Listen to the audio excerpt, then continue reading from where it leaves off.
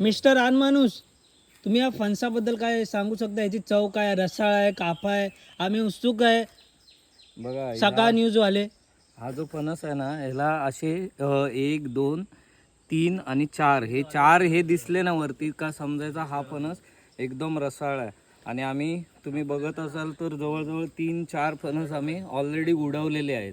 उडवलेले आणि उडवलेले म्हणजे त्याची टेस्ट घेतलेली आहे, चव घेतलेली आहे. घेतलेली आहे, बरोबर. आणि जरा कापा नाही निघाला, रसा निघाला, तो कुठला कलम तुमच्यावर लावायचा?